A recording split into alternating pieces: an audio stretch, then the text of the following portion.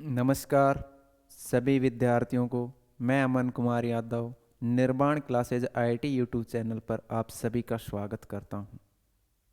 तो हम अपने राजस्थान में जो कंप्यूटर अनुदेशक की भर्ती आ रही है उसके सिलेबस के अकॉर्डिंग कंप्यूटर की क्लासों पर कुछ चर्चा कर रहे हैं, उसके बारे में अध्ययन कर रहे हैं।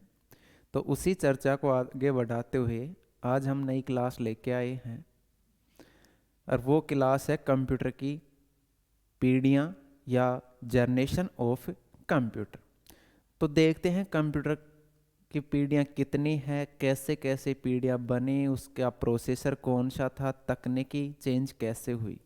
क्योंकि ये तो इंसान का स्वभाव है, जैसे आवश्यकता होती है वैसे ही काम करता है।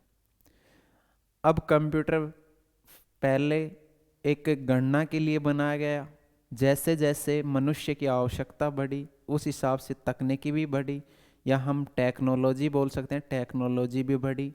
और जैसे टेक्नोलॉजी चेंज हुई वैसे वैसे हमारे कंप्यूटर के कुछ नाम दिए गए। अब फर्स्ट में बात करें तो कैलकुलेशन के लिए बनाया गया था, तो वैक्यूम ट्यूब ही था फर्स्ट में। धीरे धीरे उसमें चेंजिंग आए, वैक्यूम ट्यूब के बाद ट्रांजिस्टर आया, यानी तकनीकी बढ़ी या तकनीकी चेंज हुई। या फिर हम प्रोसेसर का भी नाम दे सकते हैं कि प्रोसेसर का उपयोग ट्रांजिस्टर हुआ। ट्रांजिस्टर के बाद में आईसी यानी इंटीग्रेटेड सर्किट, इंटीग्रेटेड सर्किट के बाद माइक्रो प्रोसेसर आया, और माइक्रो प्रोसेसर के बाद एआई या आर्टिफिशियल इंटेलिजेंस आया। तो जैसे जैसे हमारी तकनीकी बढ़ी वैसे वैसे हमारी पीढ़ियाँ बढ़ी या जनरेशन बढ़ी कंप्यूटर की। तो उसके बारे में हम अध्ययन करेंगे। तो देखते हैं, चलो, जनरेशन ऑफ कंप्यूटर।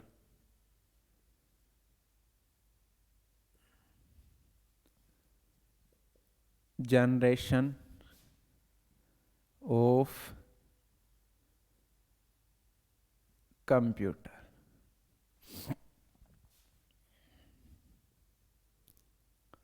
कंप्यूटर की पीढ़ियाँ या पीढ़ी।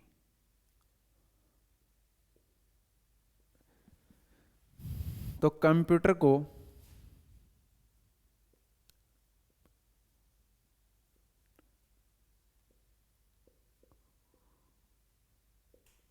पांच पीढ़ियों में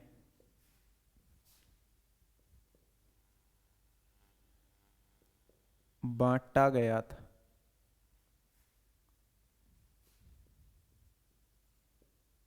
बांटा गया है। बात करें प्रथम पीढ़ी, प्रथम पीढ़ी या फर्स्ट जनरेशन। प्रथम पीढ़ी या फर्स्ट जनरेशन की बात करें तो इसका काल था 1942 से 1955 का। इसका नाम था वैक्यूम ट्यूब।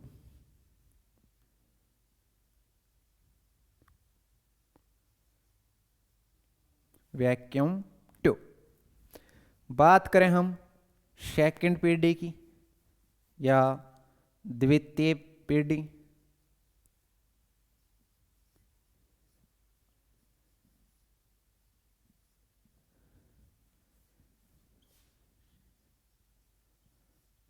जनरेशन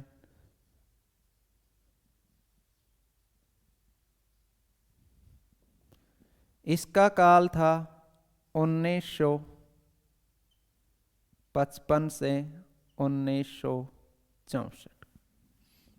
नाम क्या था? वैक्यूम ट्यूब की जगह कोई आया था ट्रांजिस्टर।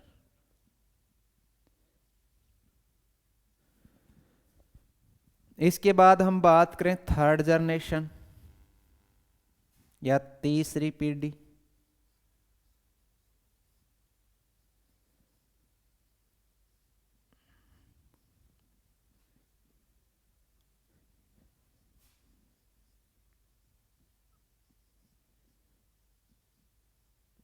इसका काल था 1964 से 1975 और ट्रांजिस्टर की जगह आया आईसी,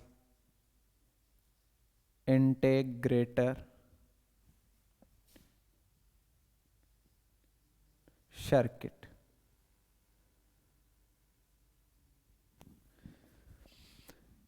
इसके बाद चौथी पीढ़ी की बात करें हम,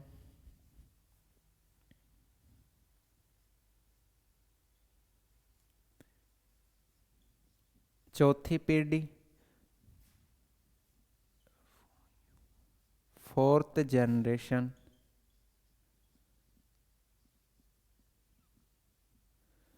इसका काल था 1975 से 1989 का और ये आईसी के स्थान पर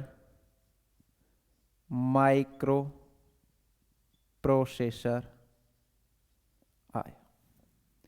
इसके बाद पांचवी पीढ़ी की बात करें हम,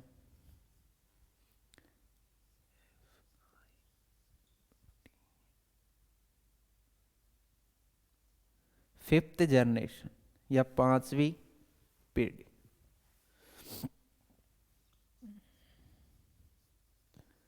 पांचवी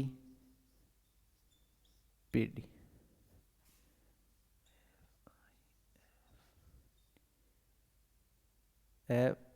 फिफ्थ जनरेशन।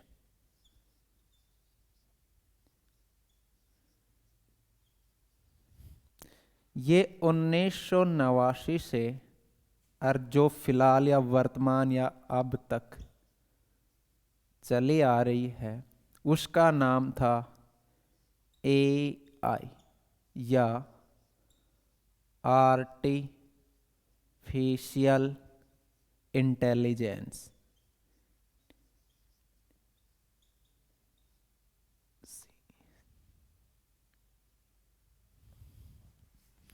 ये इनके ना। अब ये हमारे 5 पीढ़ियां, अब इनको एक एक को देखते हैं, एक एक के बारे में अध्ययन करते हैं। तो सबसे पहले तो आपको पता चला होगा कंप्यूटर को 5 पीढ़ियों में बांटा है। First generation, second generation, third generation, fourth generation, वो 5 जनरेशन। इसके काल का पता चला होगा और नाम इनका पता चला। अब हम एक एक पीढ़ी को लेके बात करते हैं। पहले बात करेंगे हम फर्स्ट जनरेशन और फर्स्ट जनरेशन है वैक्यूम ट्यूब। अब वैक्यूम ट्यूब की बात करें तो एकेडमी में हमने पढ़ा होगा 10वीं 12वीं या उसके बाद में जैसे बीसी की बीटेक, कांच की नली में विद्युत प्रवाह करके इसका उपयोग किया जाता था। यह आकार में बहुत बड़ी थी, एक कमरे में रखना पड़ता था। आकार में बड़े होने के कारण 30 गुणा 50 के लगभग इसकी लंबाई थी, लंबाई एंड चौड़ाई। अब इसके जो भी इलेक्ट्रॉनिक कंपोनेंट या घटक की बात करें तो ये जल्दी गर्म हो जाते थे। अब जल्दी गर्म हो जाने के कारण इसको एसी में रखा जाता था कि गर्म ना हो, तो इसके रख रखाव में भी खर्चा अधिक था।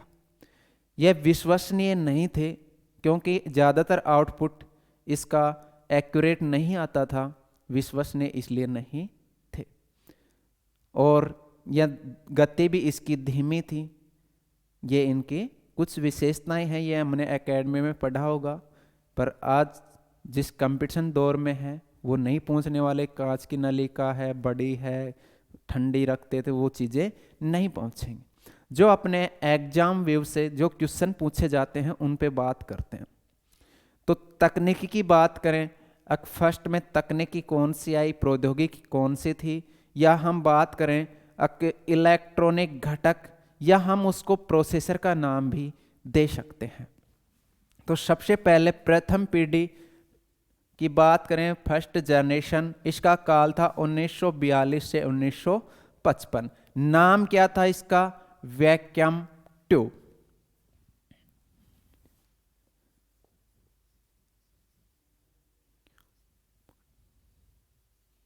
वैक्यूम ट्यूब, या हम इसको कह सकते हैं प्रोसेसर भी।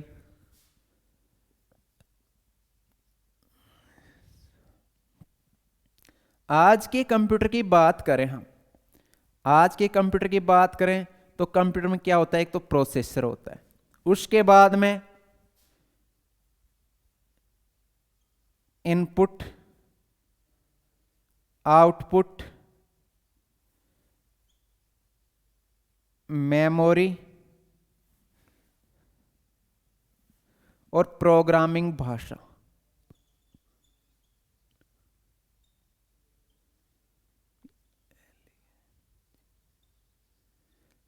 प्रोग्रामिंग लैंग्वेज, ये चीजें 5 लगभग यही सभी में होते हैं आज के कंप्यूटरों की बात करें तो। इन्हीं को देखते हुए उस समय की कंप्यूटर की भी बात करेंगे या जनरेशन की भी बात करेंगे।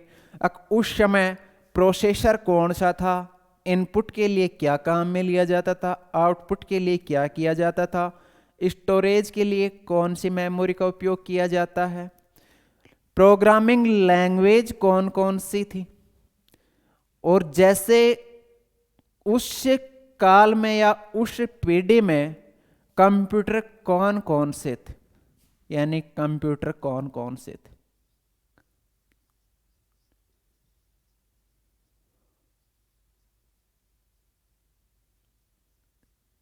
कौन कौन से थे इन पे बात करें। हर प्रत्येक अलग अलग पीढ़ी में प्रोसेसर कौन सा था, इनपुट क्या था, आउटपुट का क्या, मेमोरी कौन सी थी, प्रोग्रामिंग लैंग्वेज कौन सी, और इन कंप्यूटर कौन कौन से थे। ठीक है, तो इनके बारे में चर्चा करेंगे। तो सबसे पहले बात करें हम प्रोसेसर की, या हम उस समय की टेक्नोलॉजी, प्रोसेसर या उस समय की टेक्नोलॉजी।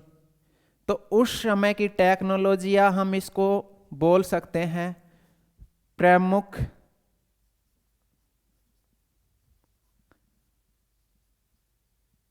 इलेक्ट्रॉनिक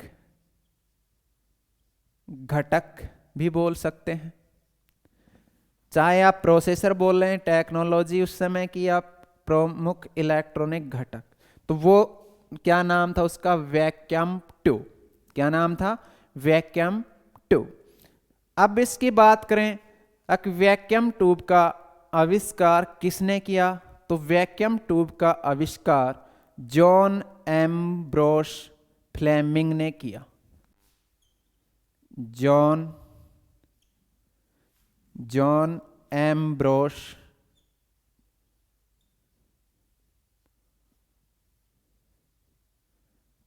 फ्लेमिंग ने किया। तो वैक्यूम ट्यूब का आविष्कार किसने किया, जॉन एम्ब्रोस फ्लेमिंग।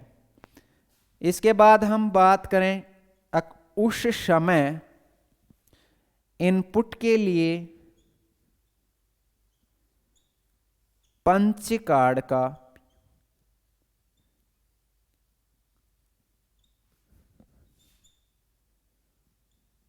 उपयोग किया जाता था।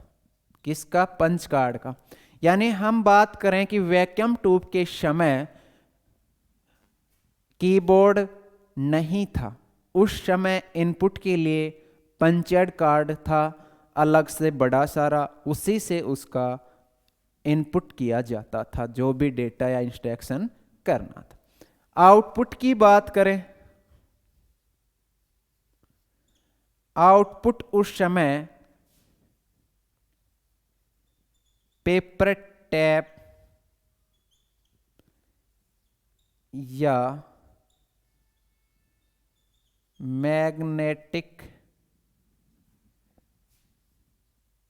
टैप का उपयोग किया जाता, यानी पेपर पे या मैग्नेट चुंबकीय टैप पर इसका क्या लिया जाता था, आउटपुट लिया जाता था। उसके बाद हम बात करें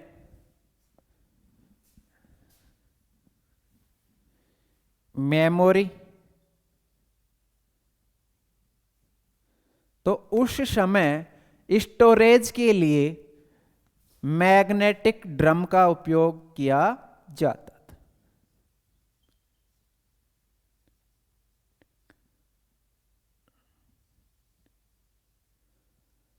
मैग्नेटिक ड्रम का उपयोग किया जाता था स्टोरेज के लिए या मेमोरी संग्रहण के लिए। किसका उपयोग किया जाता था? चुंबकीय ड्रम का। चुंबकीय ड्रम का। अब बात करें लैंग्वेज या भाषा, उस समय किस भाषा का उपयोग किया जाता था या लैंग्वेज का उपयोग किया जाता था? तो भाषा उस समय मशीन भाषा थी। मशीन भाषा। मशीन भाषा कौन सी? आप बोलते हैं बाइनरी भाषा। इसका आविष्कार किसने किया था? गॉटफ्राइडे ने। वो पहले आपको लिखवा दिया गया है। इसके बाद मशीन भाषा यानी 0 और 1 की फॉर्म में इसका उपयोग किया जाता था। तो प्रोसेसर की बात करें तो वैक्यूम ट्यूब किसने किया इसका आविष्कार? जॉन एम्ब्रोस फ्लेमिंग ने।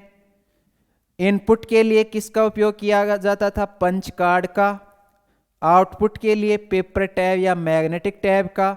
स्टोरेज के लिए उस समय मैग्नेटिक ड्रम का उपयोग किया जाता था। भाषा कौन सी थी? तो भाषा की बात करें तो मशीन भाषा यानी बाइनरी नंबर 0 और 1 को ही पहचानता था। जैसे हम 1 2 3 वो नहीं पहचानता था, जैसे ABCD वो भी नहीं पहचानता, केवल 0 और 1 की फॉर्म को पहचानता था। अब बात करें उस समय वैक्यूम ट्यूब कंप्यूटर कौन कौन से थे? उस समय वैक्यूम ट्यूब कंप्यूटर कौन कौन से थे?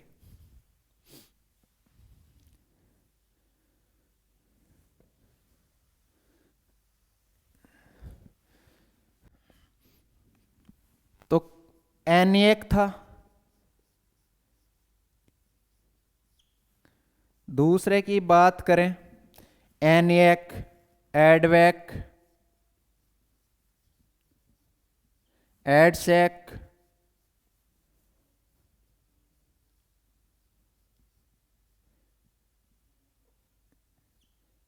यूनिवैक,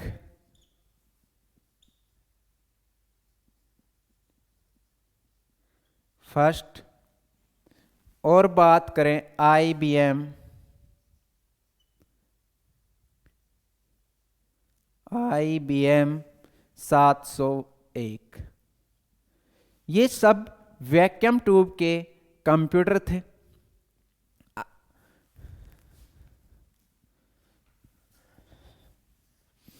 वैक्यूम ट्यूब के कंप्यूटर कौन कौन से थे? ENIAC computer, एडवैक computer, EDSAC computer, UNIVAC 1 computer, IBM 701। इसको हम एक बार नीचे लिखते हैं IBM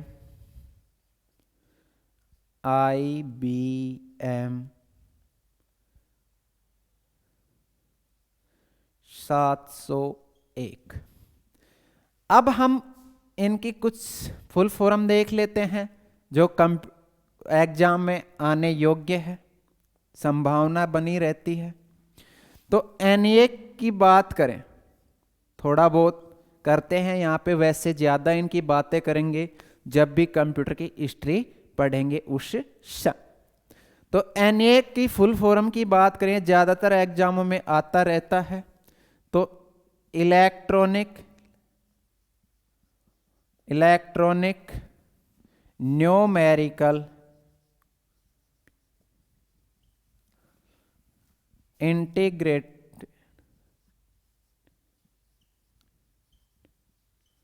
इंटीग्रेटेड एंड कैलकुलेटर।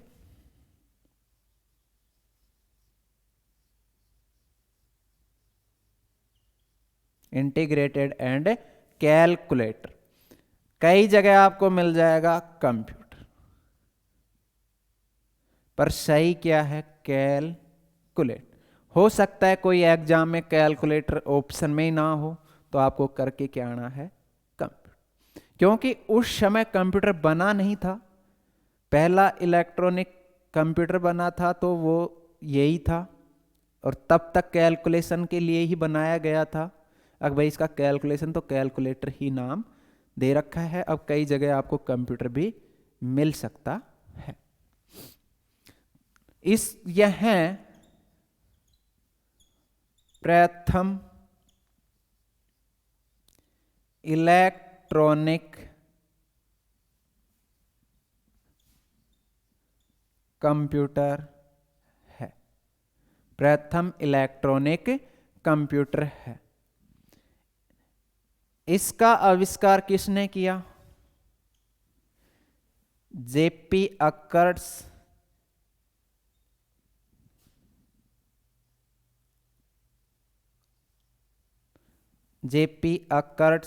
व जॉन माउचली ने किया था। इसका आविष्कार किसने किया? जॉन माउचली व जेपी अकर्स ने इसका आविष्कार किया था। यह विश्व का पहला इलेक्ट्रॉनिक कंप्यूटर है। इसकी फुल फॉर्म की बात करें तो electronic numerical integrated and calculator. ये यूनाइटेड स्टेट्स में आर्मी के लिए बनाया गया था, जहां पर उसकी फायरिंग टेबल की काउंटिंग करता था, इसलिए इसका नाम कैलकुलेटर है। आप कई जगह कंप्यूटर मिल भी सकता है, वैसे कैलकुलेटर सही है।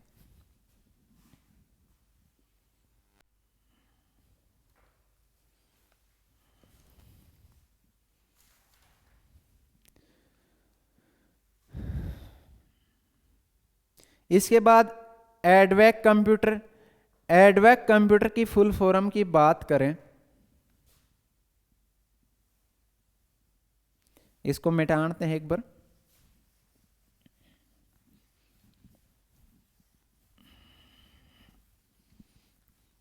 एडवेक कंप्यूटर की फुल फॉर्म की बात करें हम,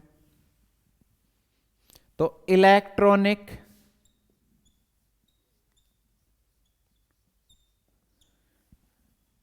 डिस्क्रेट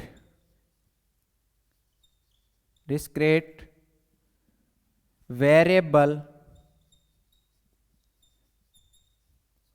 ऑटोमेटिक कंप्यूटर।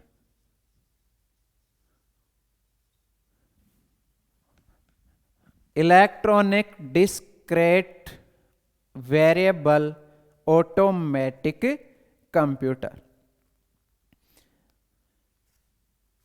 इसको स्टोर्ड प्रोग्राम कंसेप्ट पर बनाया गया था। इस कंप्यूटर में हमारे जो भी प्रोग्राम थे स्टोर हो जाते थे। कौन सा कंप्यूटर है वो? Electronic discrete variable automatic computer, या हम इसको एडवेक कंप्यूटर के नाम से भी जानते हैं। तो ये कुछ कंप्यूटर हैं। उसके बाद में हम एडसेक की बात करें तो इलेक्ट्रॉनिक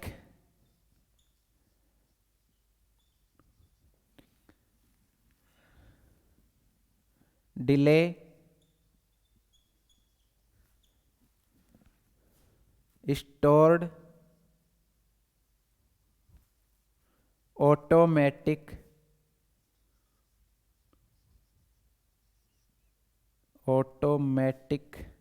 कंप्यूटर। ये कुछ इनकी फुल फॉर्म है। वैसे इनके बारे में ज़्यादा अध्ययन करेंगे हम जब भी कंप्यूटर की हिस्ट्री पढ़े। ये कुछ बार बार आते रहते हैं एग्जाम में, इसके बारे में मैंने बता दिया। एनएक की फुल फॉर्म, यह विश्व का पहला इलेक्ट्रॉनिक कंप्यूटर था। इसका आविष्कार जेपी अकर्स व जॉन मॉचले ने किया। इसके बाद में ऐड सैक कंप्यूटर जो ऐसा कंप्यूटर था जिसमें एक प्रोग्राम स्टोर किए जा सकते हैं। कंप्यूटर स्टोर प्रोग्राम कंसेप्ट पे बनाया गया था। इसको बनाया किसने था? तो इस कंप्यूटर को बनाया था John von Neumann. John von Neumann बनाया था। किसको? EDVAC computer. तो ये इनके बारे में कुछ हमने देखा। इसके बाद हम बात करते हैं सेकंड जनरेशन या दूसरी पीढ़ी।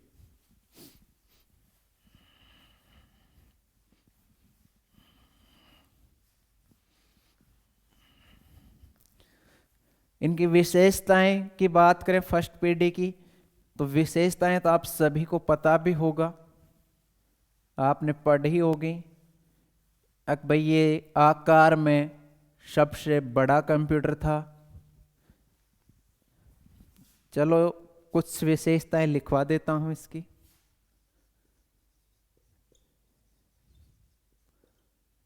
विशेषताएं यह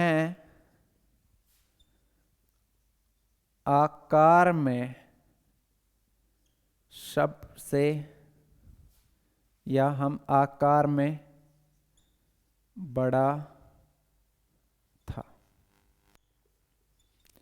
जिसके रख रखाव के लिए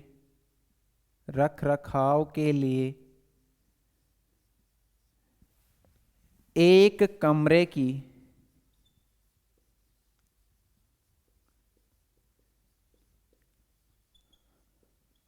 आवश्यकता होती थी। यानी आकार में बड़ा था, जिसके रख रखाव के लिए एक कमरे की आवश्यकता होती थी। उसके बाद मैं बात करूं इनके इलेक्ट्रॉनिक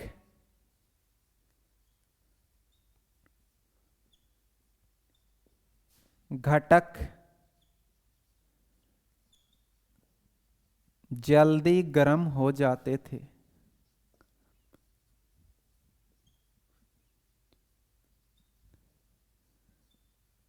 जिसको ठंडा करने के लिए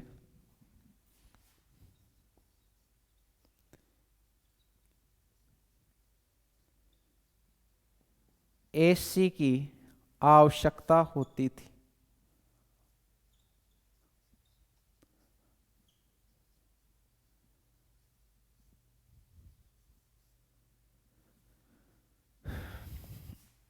आगे बात करें, यह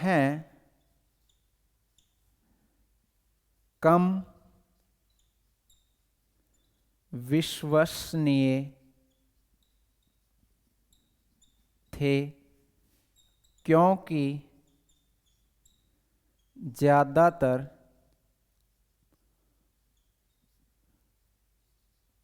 आउटपुट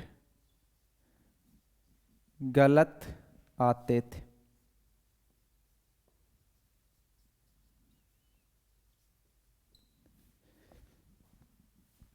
यह बहुत महंगे थे।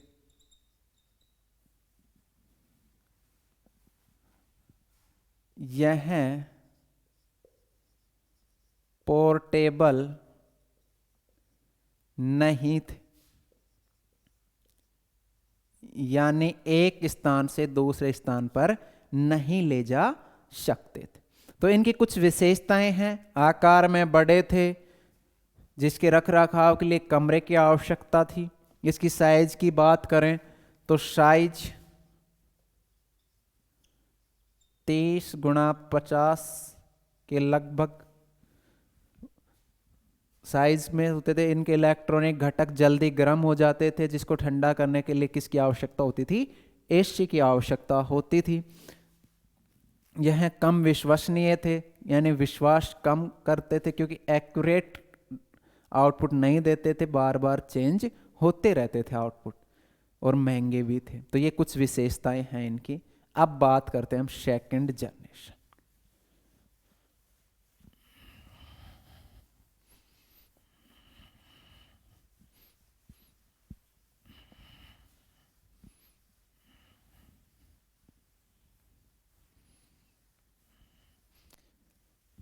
अब सेकंड जनरेशन या दूसरी पीढ़ी,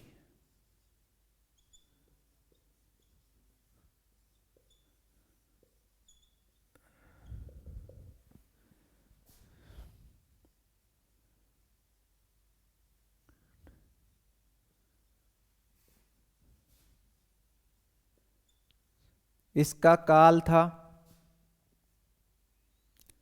1955 से 1964 का।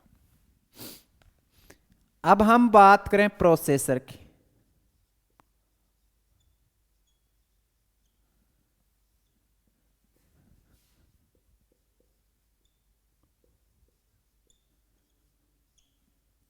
प्रोसेसर, अब प्रोसेसर वैक्यूम ट्यूब की जगह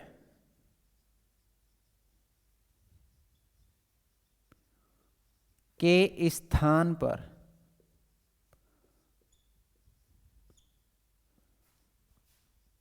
ट्रांजिस्टर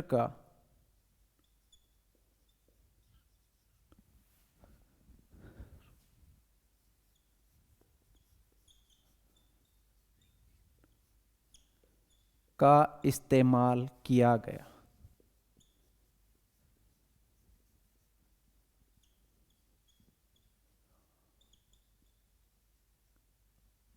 तो प्रोसेसर की बात करें तो वैक्यूम ट्यूब के स्थान पर कौन सा आ गया? ट्रांजिस्टर। कौन सा आ गया भाई? ट्रांजिस्टर। अब ट्रांजिस्टर की खोज किसने की या इसका आविष्कारक कौन है? तो ट्रांजिस्टर की खोज या आविष्कारक की बात करें तो विलियम शोकले ने इसका आविष्कार किया। विलियम शोकले, विलियम शोकले ने इसका आविष्कार किया। ट्रांजिस्टर का आविष्कार किसने किया? विलियम शोकले ने इसका आविष्कार किया। अब बात करें हम इनपुट आउटपुट, तो अभी तक कीबोर्ड मॉनिटर अभी तक भी नहीं आया था, वो ही इसमें पंच कार्ड और पेपर टैप का ही इस्तेमाल किया जा रहा। अब यानी सेकंड पीढ़ी में भी कीबोर्ड व मॉनिटर नहीं आया। अब उसके बाद में हम बात करें मेमोरी की या संग्रहण क्षमता या स्टोरेज के लिए इसमें दो मेमोरियों का उपयोग किया गया। कितनी मेमोरियों का? दो। एक प्राइमरी मेमोरी और सेकेंडरी मेमोरी, यानी इस समय रैम का उपयोग किया गया। ऑक्सिलरी मेमोरी कह सकते हैं, एक्सटर्नल मेमोरी भी कह सकते हैं, या सेकेंडरी मेमोरी का उपयोग किया गया। अब प्राइमरी मेमोरी के रूप में मैग्नेटिक कोर का इस्तेमाल किया गया। मैग्नेटिक कोर का इस्तेमाल किया गया। और सेकेंडरी मेमोरी के रूप में मैग्नेटिक डिस्क का उपयोग किया गया या मैग्नेटिक टैप का उपयोग किया गया। स्टोरेज के लिए प्राइमरी मेमोरी यानी रैम, रैम कौन सी थी? Magnetic core. और सेकेंडरी ऑक्सिलरी या एक्सटर्नल मेमोरी की बात करें तो उसके लिए किसका उपयोग किया था? मैग्नेटिक डिस्क या मैग्नेटिक टैब का इस्तेमाल किया गया था। इनपुट आउटपुट मेमोरी, इसका प्रोसेसर। अब हम बात करते हैं इस कंप्यूटर में भाषाएं कौन कौन सी उपयोग में ली गई थी।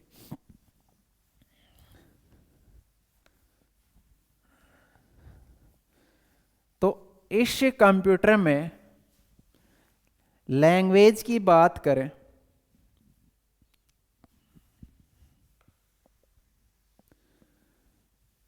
या भाषा की बात करें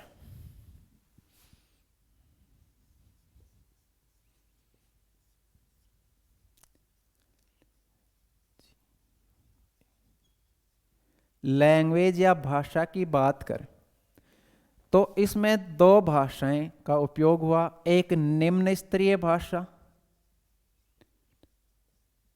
निम्न स्तरीय भाषा, उच्च स्तरीय भाषा।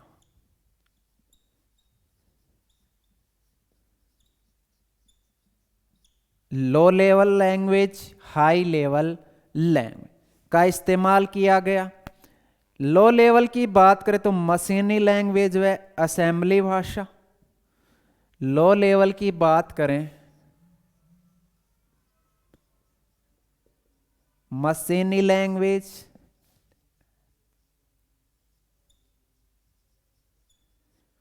व असेंबली भाषा, लैंग्वेज। असेंबली भाषा व मशीनरी भाषा का उपयोग किया गया। उच्च स्तरीय भाषा या हाई लेवल लैंग्वेज की बात करें तो कोबोल व फोर्ट्रॉन।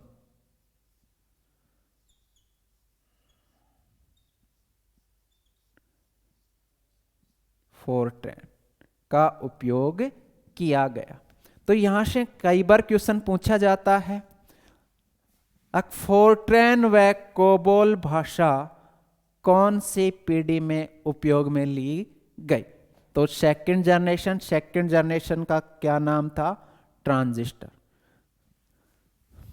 लो लेवल की बात करें मशीनरी भाषा व असेंबली भाषा का उपयोग किसमें किया गया?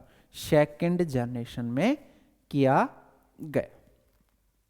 अब उसके बाद में हम बात करें दूसरी पीढ़ी के कुछ कंप्यूटर। दूसरी पीढ़ी के कुछ कंप्यूटर। तो दूसरी पीढ़ी के कुछ कंप्यूटर की बात करें तो दूसरी पीढ़ी के कुछ कंप्यूटर कौन कौन से थे? IBM 7030, IBM 7030, होनीवेल 400, होनीवेल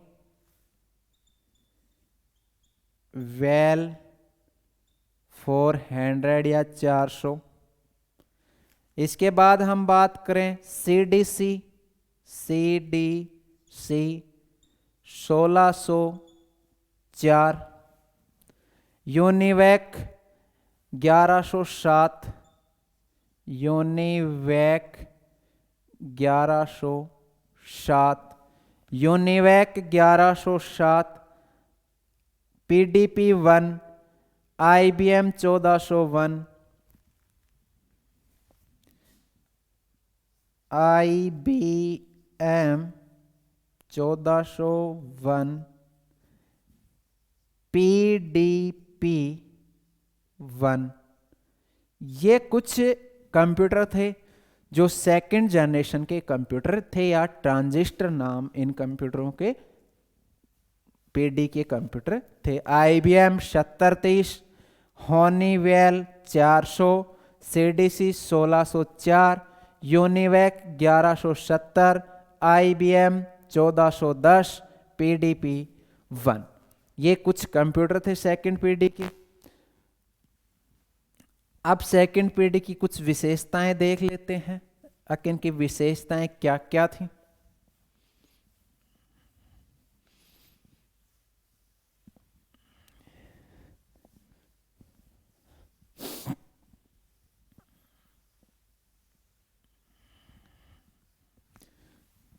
विशेषताएं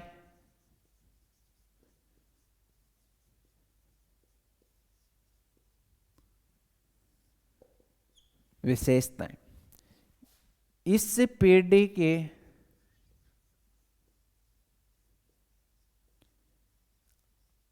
कंप्यूटर वैक्यूम ट्यूब से आकार में छोटे थे। आकार में छोटे थे। इस पीढ़ी के कंप्यूटर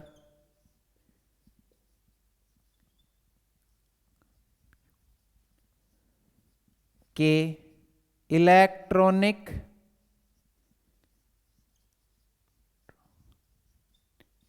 घटक या इलेक्ट्रॉनिक कंपोनेंट जल्दी गर्म हो जाते थे।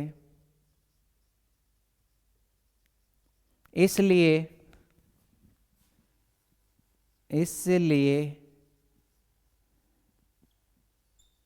इनको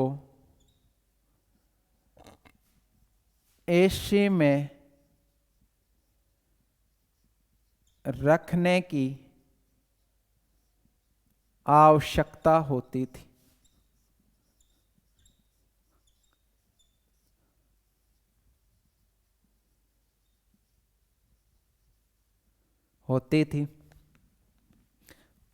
उसके बाद बात करें इस पीढ़ी के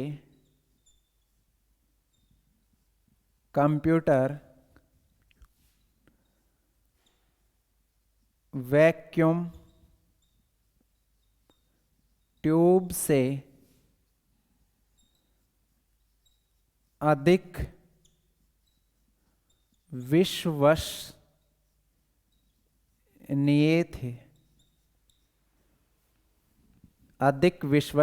थे।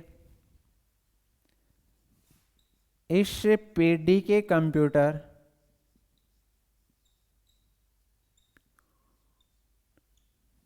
भी बहुत महंगे थे। तो ये इनकी कुछ विशेषताएं हैं। उसके बाद हम बात करते हैं थर्ड पीढ़ी या थर्ड जनरेशन या तीसरी पीढ़ी की।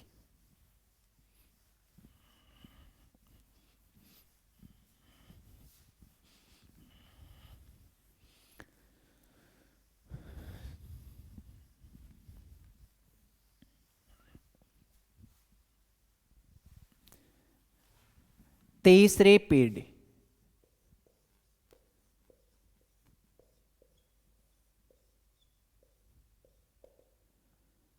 या थर्ड जनरेशन, इसका काल था 1964 से 1975 का। अब इनके प्रोसेसर की बात करें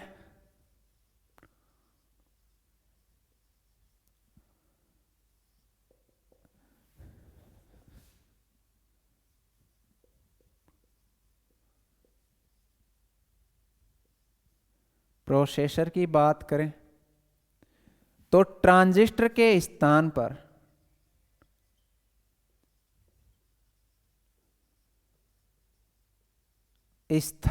पर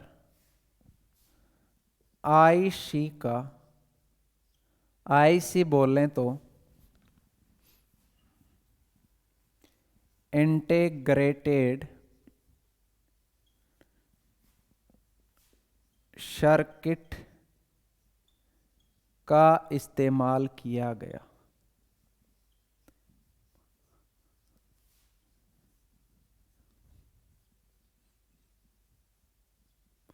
का इस्तेमाल किया गया। उसके बाद हम बात करें इसमें मेमोरी के स्थान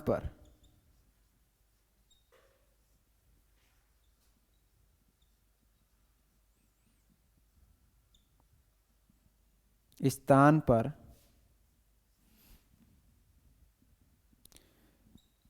मैग्नेटिक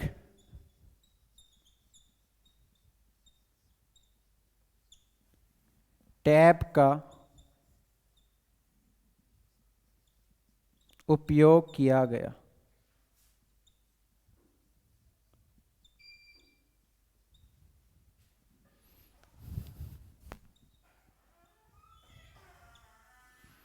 उसके बाद हम बात करें इनपुट आउटपुट की, तो इनपुट के लिए इस समय कीबोर्ड आ गया। कीबोर्ड और आउटपुट के लिए मॉनिटर, यानी कीबोर्ड व मॉनिटर तीसरी पीढ़ी में आया। कौन सी पीढ़ी में आया? तीसरी में। प्रोसेसर की बात करें तो आईसी यानी इंटीग्रेटेड सर्किट। उसके बाद में स्टोरेज में मैग्नेटिक टैप का उपयोग किया गया था। इनपुट में कीबोर्ड, आउटपुट में मॉनिटर का उपयोग किया गया।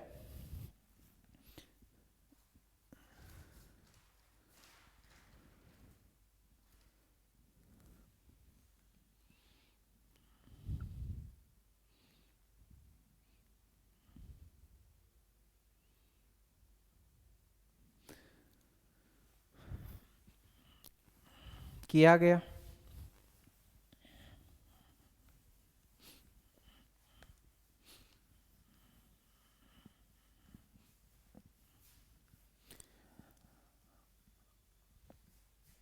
अब हम बात करें आईसी कैसे बनी, तो IC transistor plus register plus capacitor को मिलाकर कैपेसिटर एवं अनेक इलेक्ट्रॉनिक घटकों को मिलाकर आईसी या इंटीग्रेटेड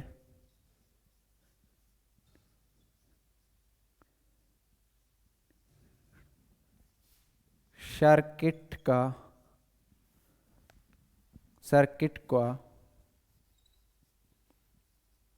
बनाया गया। अब बात करें किसका निर्माण किसने किया या बनाया किसने, तो जे.एस. किल्बी व रॉबर्ट नॉयसी। जे.एस. किल्बी व रॉबर्ट नॉयस। जे.एस. किल्बी व रॉबर्ट नॉयसी ने इसका इस्तेमाल किया या बनाया गया।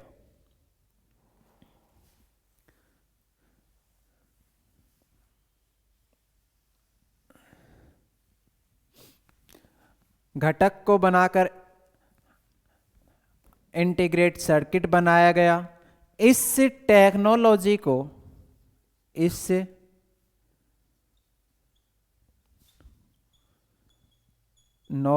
को एसएसआई नाम दिया गया। एसएसआई नाम दिया गया। अब एसएस की फुल फॉर्म की बात करें तो स्मॉल स्केल इंटीग्रेशन।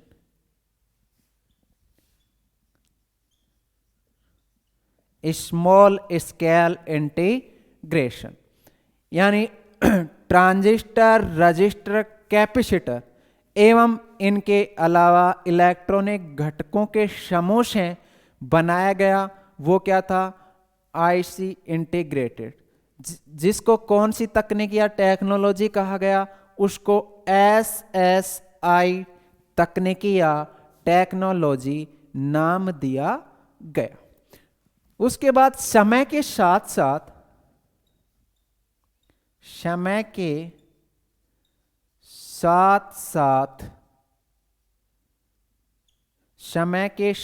साथ आईसी में लगभग 100 इलेक्ट्रॉनिक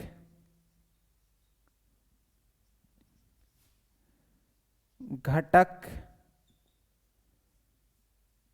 मिलाकर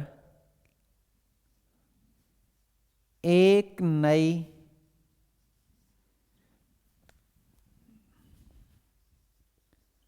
तकनीक तैयार की गई, जिसका नाम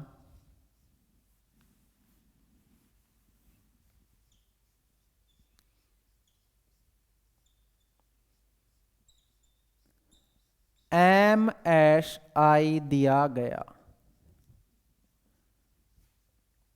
एमएसआई की फुल फॉर्म बात करें तो मीडियम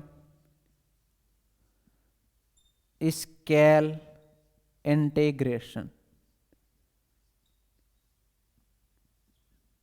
मीडियम स्केल इंटीग्रेशन। तो ये दो तकनीकी तैयार हुई जो तीसरी पीढ़ी की तकनीकी हैं, एसएसआई, एमएसआई। एसएसआई की बात करें तो स्मॉल स्केल इंटीग्रेशन, एमएसआई की बात करें तो मीडियम स्केल इंटीग्रेशन। तो ये दो तकनीकी आई। अब उसके बाद हम बात करते हैं इस पीढ़ी में लैंग्वेज या भाषा कौन सी का उपयोग किया गया। भाई प्रोसेसर की बात कर ली हमने, इनपुट आउटपुट की बात कर ली, स्टोरेज की बात कर ली।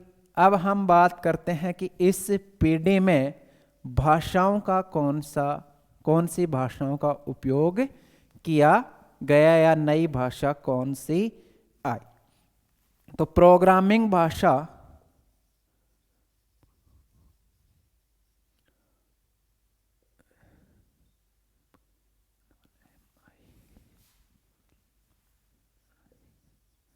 प्रोग्रामिंग लैंग्वेज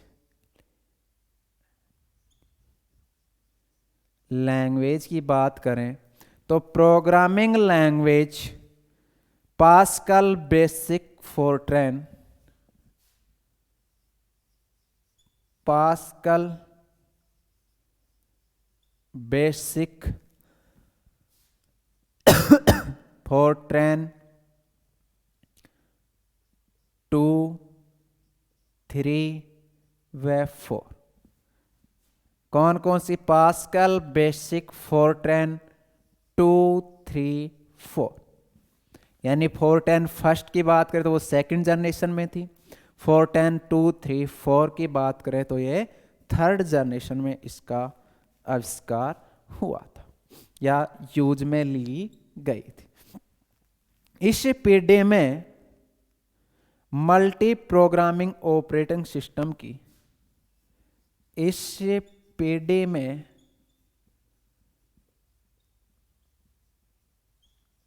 मल्टी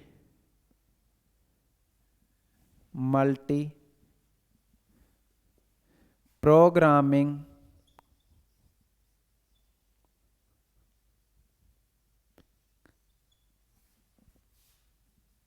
ऑपरेटिंग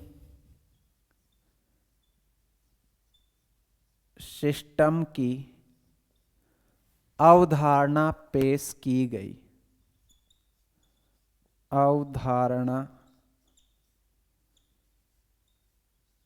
पेश की गई, यानी तीसरी पीढ़ी में मल्टी प्रोग्रामिंग ऑपरेटिंग सिस्टम की अवधारणा पेश की गई, यानी एक साथ एक से अधिक प्रोग्राम पर कार्य कर सकते हैं। इससे पहले एक व्यक्ति एक ही प्रोग्राम पर कार्य करता था, अब इस समय मल्टी प्रोग्रामिंग ऑपरेटिंग सिस्टम की क्या की गई, अवधारणा पेश की गई। तो भाषाओं का पता चला कौन कौन सी भाषा है, पास्कल, बेसिक, वेब फोर्टन 1 2 3। अब तीसरी पीढ़ी के कुछ कंप्यूटर, तीसरी पीढ़ी के कुछ कंप्यूटर, तो तीसरी पीढ़ी के कुछ कंप्यूटर की बात करें तो IBM 370, IBM 370, IBM 360, CDC 6600, PDP-8, PDP-11, ये कुछ कंप्यूटर थे जो तीसरी पीढ़ी के थे। तीसरी पीढ़ी IBM 3 और 300, यानी 3 दिख रहे हैं, तो 370, 360 कौन से में, तीसरी पीढ़ी। CDC 6600, ये भी कौन सी, तीसरी पीढ़ी में ही था। इसको हम विश्व का पहला सुपर कंप्यूटर भी कहते हैं। तो यहां पूछ लिया जाए CDC 66 अपने विश्व का पहला सुपर कंप्यूटर, तो CDC 6600। भारत का सुपर कंप्यूटर पहला पूछा जाए तो परम 8000 सुपर कंप्यूटर। भारत का तेज सुपर कंप्यूटर की बात करें तो परम सिद्धि कंप्यूटर, कौन सा था, परम सिद्धि कंप्यूटर। तो ये आपने पहले भी कंप्यूटर की उसमें वर्गीकरण में पढ़ लिया है, वैसे आगे इसलिए मैंने बताया। तो ये कुछ कंप्यूटर, तीसरी जनरेशन के कुछ कंप्यूटर हैं। अब इन कंप्यूटर की कुछ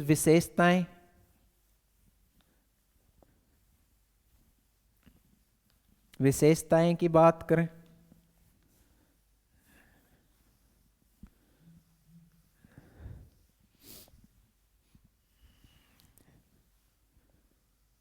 तीसरी पीढ़ी के कंप्यूटर की कुछ विशेषताएं।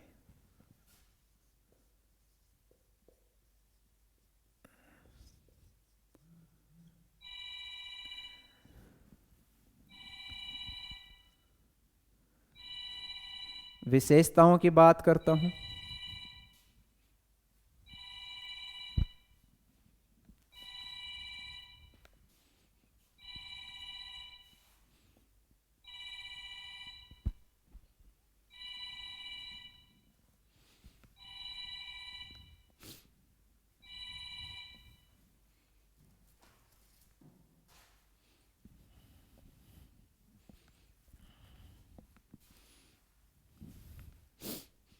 तो विशेषताएं की बात करें तो ये कंप्यूटर वैक्यूम ट्यूब,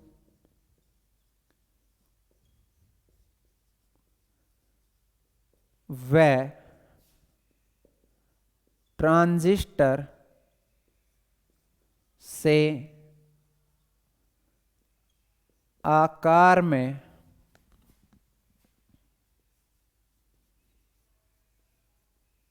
बहुत छोटे हो गए थे।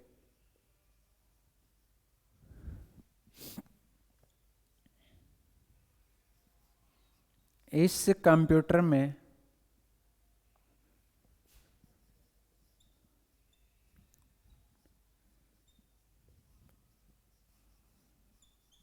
मल्टी प्रोग्रामिंग ऑपरेटिंग सिस्टम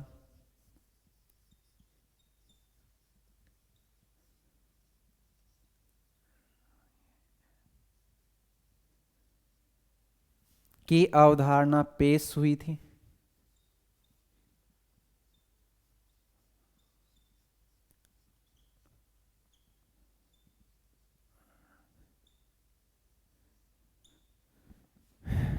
इस कंप्यूटर पीडी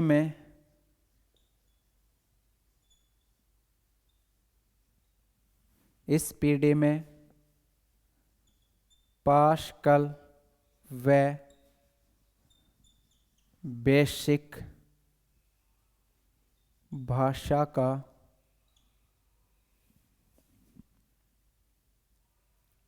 आविष्कार हुआ।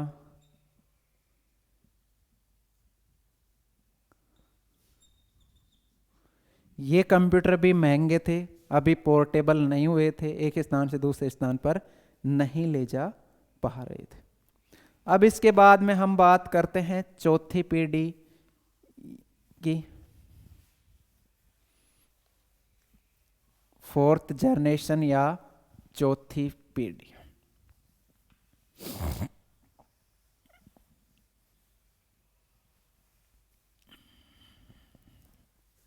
फोर्थ जनरेशन या चौथी पीढ़ी। चौथी पीढ़ी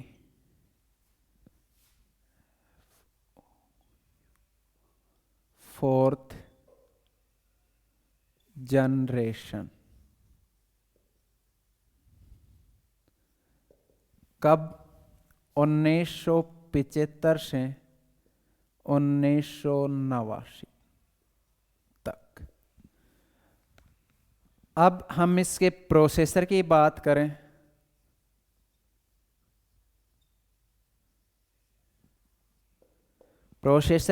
करें तो आईसी की जगह माइक्रो प्रोसेसर का इस्तेमाल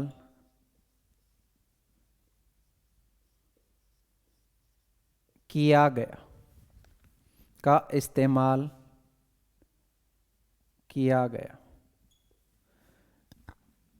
फोर्थ जनरेशन में क्या हुआ? आईसी की जगह माइक्रो प्रोसेसर का उपयोग किया गया।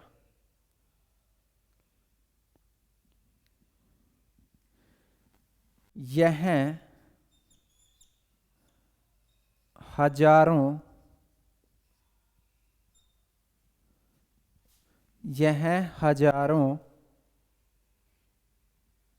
आईसी एकल चिप पर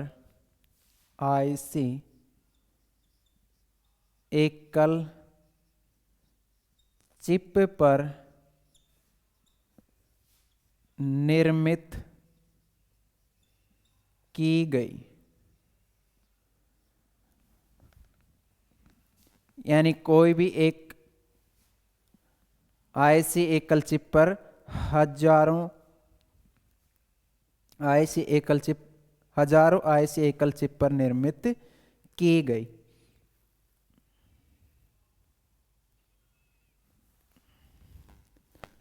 लगभग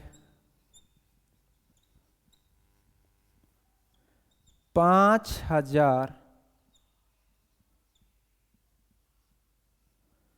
transistor plus register plus capacitor plus अन्य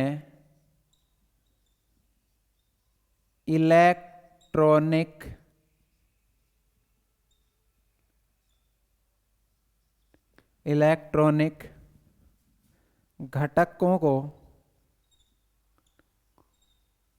मिलाकर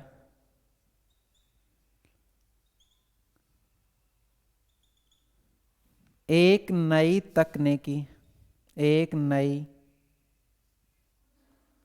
तकनीक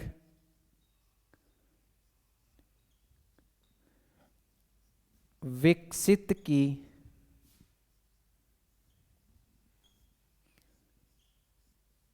जिसका नाम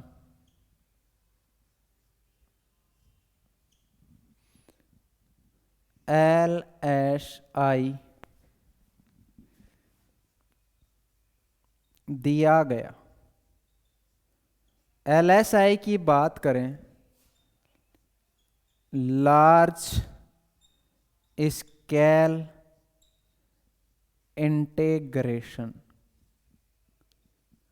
integration, large scale integration.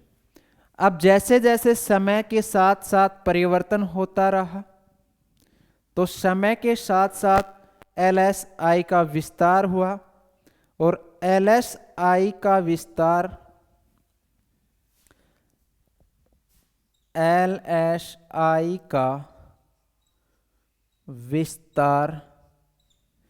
VLSI में हुआ। समय के साथ साथ भाई जैसे आवश्यकताएं बढ़ी उस हिसाब से ही इसका विस्तार भी बढ़ा। VLSI की बात करें तो वेरी लार्ज स्केल इंटीग्रेशन।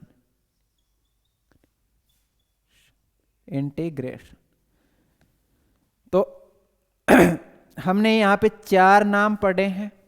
पहला पढ़ा था SSI, उसके बाद MSI। ये दोनों थर्ड पीढ़ी या थर्ड जनरेशन की थी। दोनों तकनीक कब की थी? थर्ड पीढ़ी की।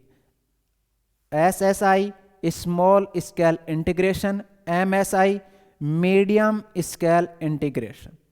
उसके बाद चौथी पीढ़ी में 5000 के लगभग ट्रांजिस्टरों के साथ रजिस्टर, कैपेसिटर व इलेक्ट्रॉनिक अन्य घटकों को मिलाकर एक तकनीक तैयार की गई। उस तकनीक का नाम था LSI, लार्ज स्केल इंटीग्रेशन। तो समय के साथ साथ आवश्यकताएं बढ़ी। अब आवश्यकताएं बढ़ी तो कुछ नया आविष्कार होगा। अब नया आविष्कार कौन सा हुआ? यानी LSI का ही विस्तार हुआ। LSI का विस्तार होकर नया नाम आया और वो नाम था VLSI। VLSI की बात करें तो वेरी लार्ज स्केल इंटीग्रेशन। तो ये कुछ जानकारी थी। अब इसके बाद हम बात करते हैं एक माइक्रो चिप कैसे नाम पड़ा, पहला माइक्रो चिप कौन सा था। तो इसके बारे में थोड़ी चर्चा करते हैं।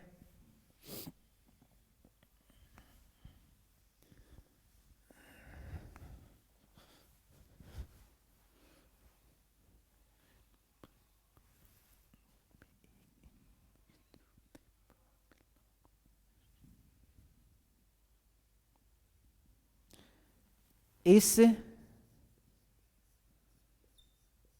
परिपथों में 1 इंच के चौथाई भाग में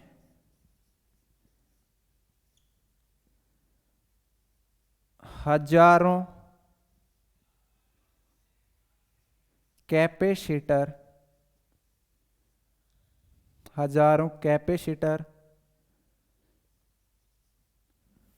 रजिस्टर,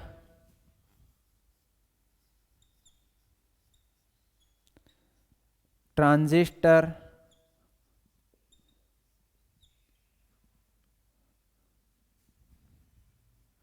समाये होते हैं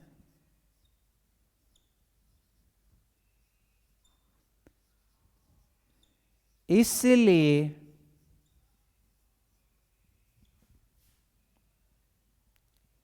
इस परिपथ को या सर्किट को,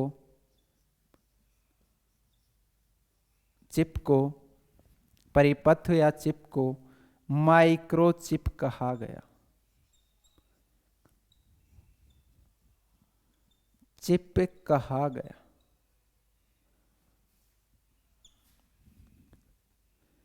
पहला माइक्रोचिप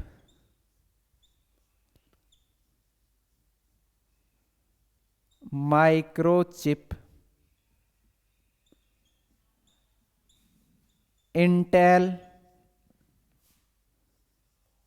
कॉरपोरेशन के द्वारा 4004 इंटेल 4004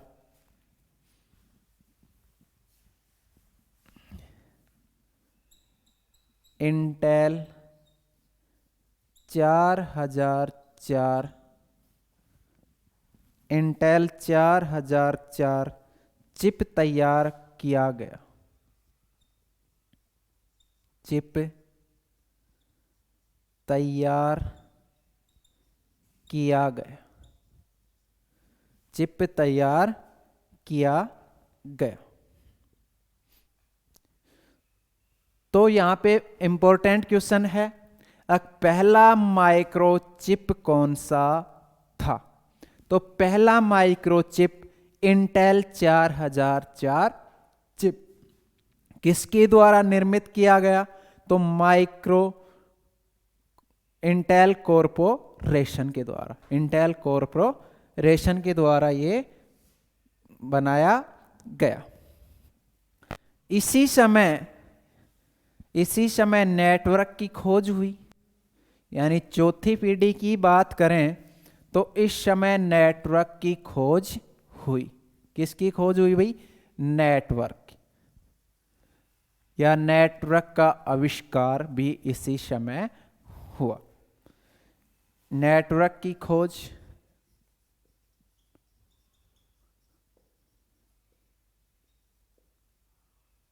तो कई जगह पूछ लिया जाता है कि नेटवर्क का आविष्कार कौन सी पीढ़ी में किया गया? तो नेटवर्क का आविष्कार चौथी पीढ़ी में। इस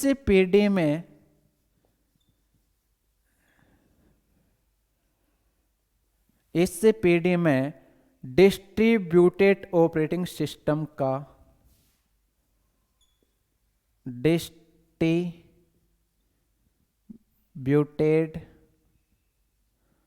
डिस्ट्रीब्यूटेड ऑपरेटिंग सिस्टम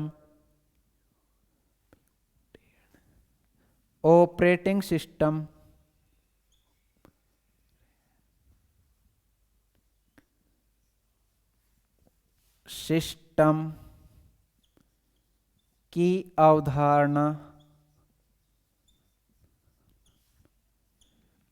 पेश की गई।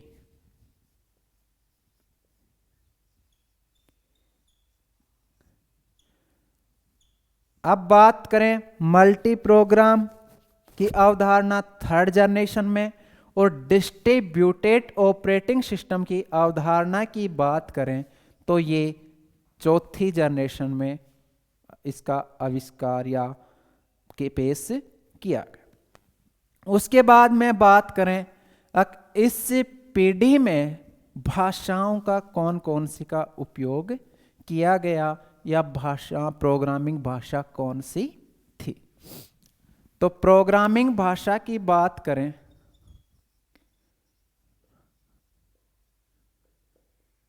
प्रोग्रामिंग लैंग्वेज,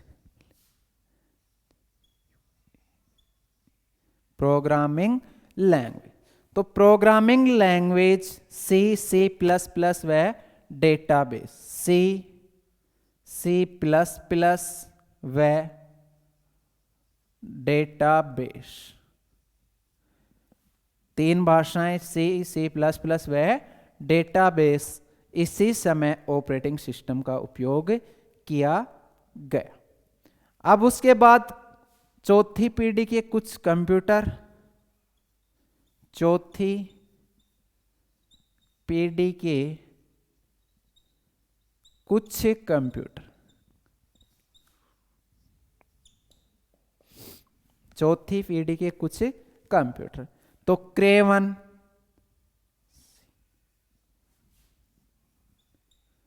क्रे 1, क्रे 2, एप्पल 2,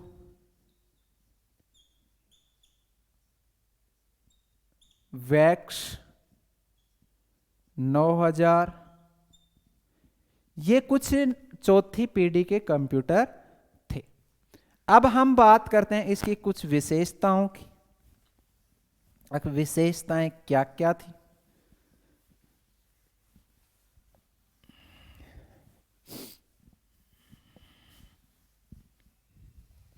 चौथी पीढ़ी की विशेषताएं,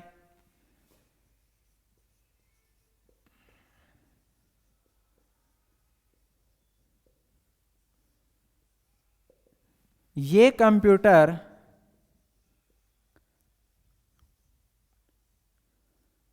आकार में छोटे हो गए थे।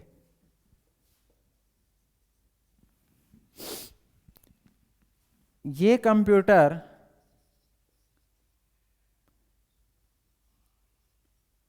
पोर्टेबल कंप्यूटर थे।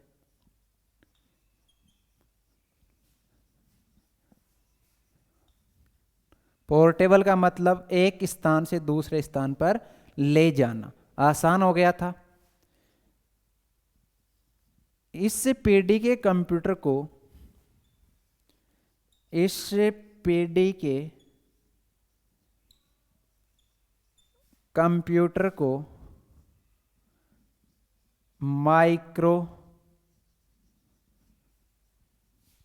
कंप्यूटर कहा गया था। माइक्रो कंप्यूटर कहा गया था। अब माइक्रो कंप्यूटर का तो आपको पता ही है, desktop, laptop, palmtop, notebook, tablet, ये सब इसी पीढ़ी में हुए थे। उसके बाद में हम बात करते हैं पांचवी पीढ़ी या 5th जनरेशन।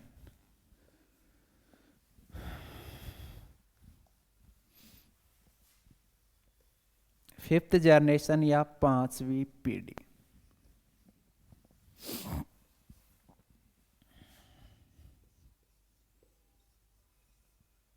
पांचवी पीढ़ी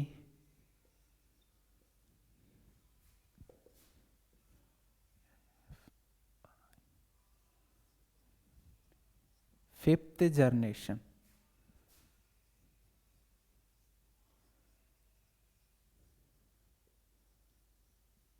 कब 1989 से अब तक चली आ रही है। अब इस पीढ़ी के प्रोसेसर की बात करें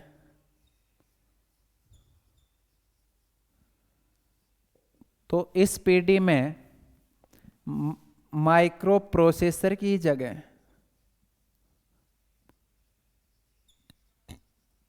के स्थान पर एआई का एआई की बात करें, आर्टिफिशियल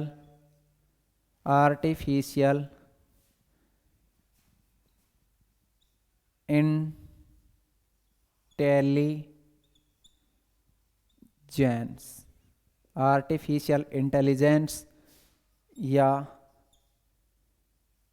तार्किक बुद्धि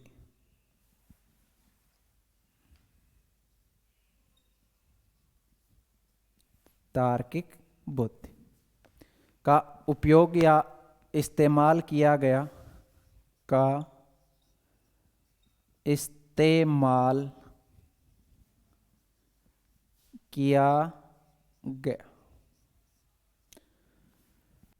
इस पीढ़ी में एआई प्रोसेसर का यानी तार्किक, इसमें तार्किक क्रियाएं यानी लॉजिक क्रियाएं भी की जा रही थी, कैलकुलेशन भी किया जा रहा है, खुद सोचने समझने की भी शक्ति आ गई थी। तो ये कौन सा था? AI या आर्टिफिशियल इंटेलिजेंस का उपयोग किया गया। इस पीढ़ी में इनपुट आउटपुट की बात करें तो कीबोर्ड मॉनिटर है ही। उसके बाद में हम बात करें इसमें मेमोरी, तो memory magnetic disk, magnetic tab का इस्तेमाल किया जा रहा था। इसके बाद में हम बात करें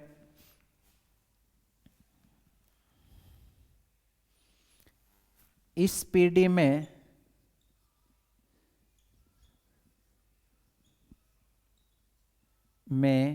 एक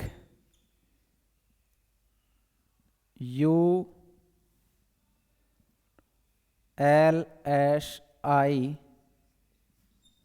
तकनीक विकसित हुई। USI की बात करें तो अल्ट्रा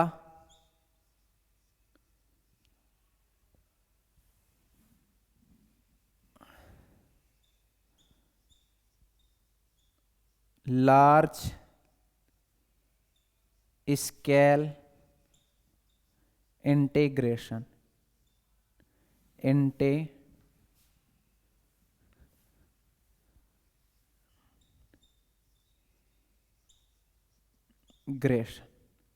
एक नई तकनीक की विकसित हुई, उसका नाम था ULSI, ultra large scale integration.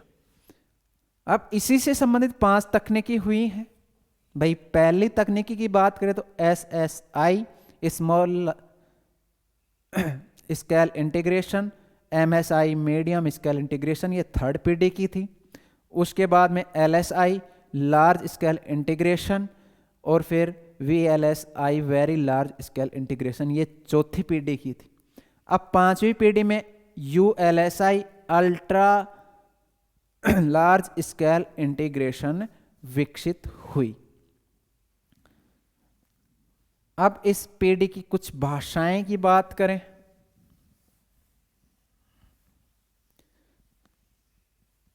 Fifth generation की लैंग्वेज, प्रोग्रामिंग लैंग्वेज कौन कौन सी थी? प्रोग्रामिंग लैंग्वेज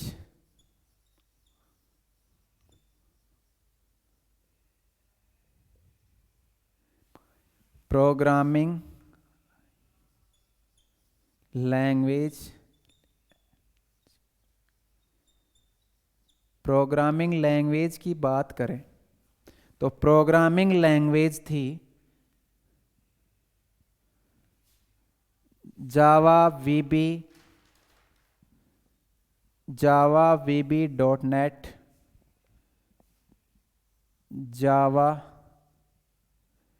VB यानी विजुअल बेसिक .NET, ये कुछ इनकी प्रोग्रामिंग भाषाएं थी, पांचवी पीढ़ी की प्रोग्रामिंग भाषाएं।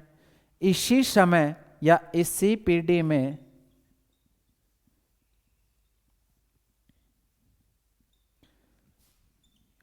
वॉइस रिकॉग्निशन की उत्पत्ति हुई। इसी पीढ़ी में मोबाइल कम्युनिकेशन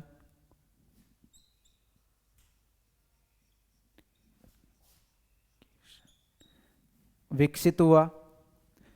वॉइस रिकॉग्निशन का मतलब है जो आज हम बोलकर टाइप कर देते हैं या बोलने पर हमारी आवाज़ एक स्थान से दूसरे स्थान पर चली जाती है।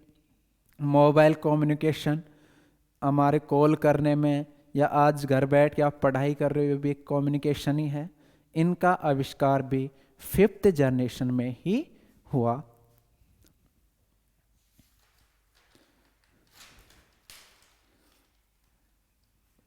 इस पीढ़ी के कुछ कंप्यूटरों की बात करें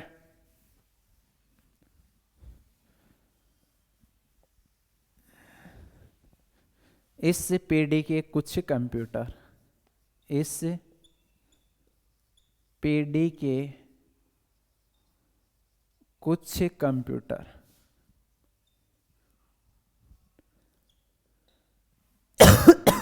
तो इस पीढ़ी के कुछ कंप्यूटर की बात करें तो IBM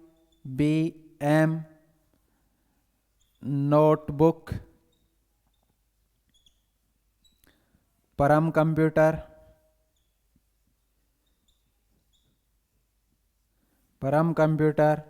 वेब पेंटियम,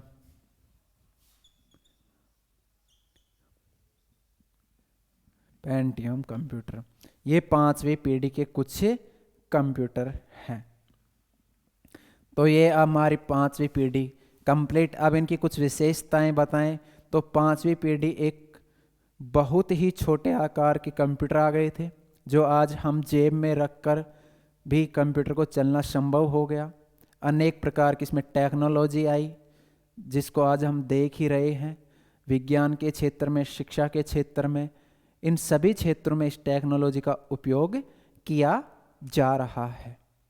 आज तो हम अंगुलियों से भी चला रहे हैं इस टेक्नोलॉजी को।